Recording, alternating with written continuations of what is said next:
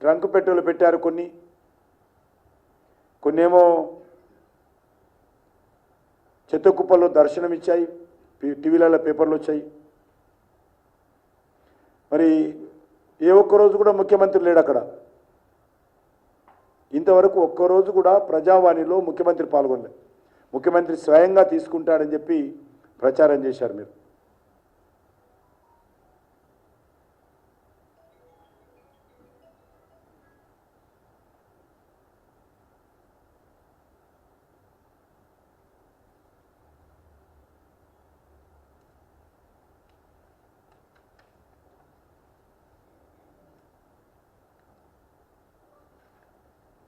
గతంలో శాసనసభ ఎన్నికలప్పుడే ఇచ్చినటువంటి ఏ హామీ కూడా కాంగ్రెస్ పార్టీ అమలు చేయలేదు. పూర్తిగా కాంగ్రెస్ పార్టీ ప్రభుత్వము, ముఖ్యమంత్రి రేవంత్ రెడ్డి పూర్తిగా వైఫల్యం చెందాడు.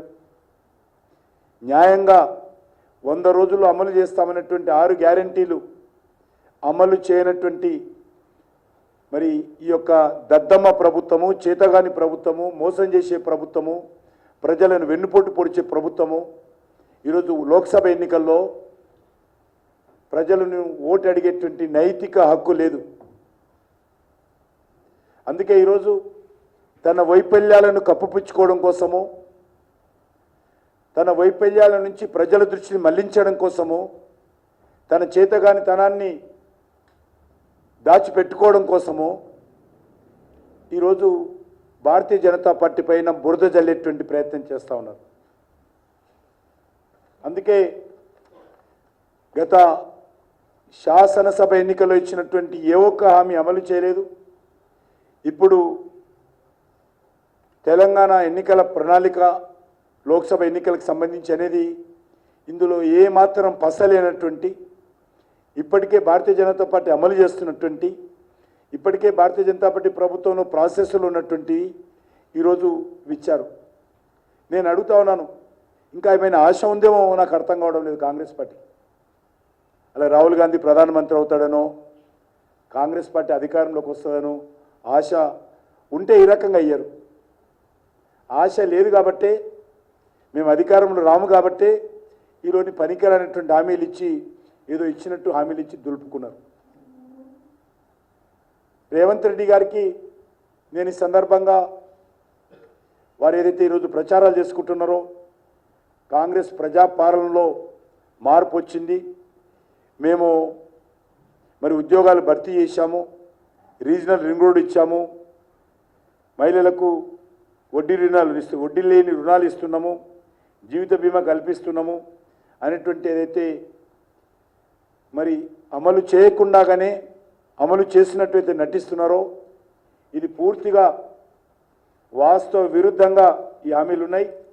ఖచ్చితంగా తెలంగాణ ప్రజలందరూ కూడా కాంగ్రెస్ పార్టీ నాయకులు గ్రామాలకు వచ్చినప్పుడు, ముఖ్యంగా రైతులు కాంగ్రెస్ పార్టీ నాయకులను నిలదీయాల్సిందిగా నేను కోరుతా ఉన్నాను.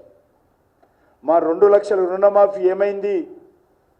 మాకు ఎకరానికి 15,000 ఏమయ్యాయి? మా యొక్క కౌలు రైతులకు 15,000 ఏమైంది? రైతు కూలీలకు 12,000 ఏమైంది? ధాన్యం 500 బోనస్ క్వింటాల్కి ఏమైంది? మహిళలకు 2,500 రూపాయల నెలకి ఏమైంది? నిరుద్యోగ యువకులకు 4,000 రూపాయల నెలకి ఏమైంది? తులం బంగారం ఏమైంది? వీటన్నిటిపైన కాంగ్రెస్ పార్టీ ప్రజలకు జవాబు చెప్పాలని నేను ఈ సందర్భంగా డిమాండ్ చేస్తున్నాను. వీటి విషయం చర్చించకుండా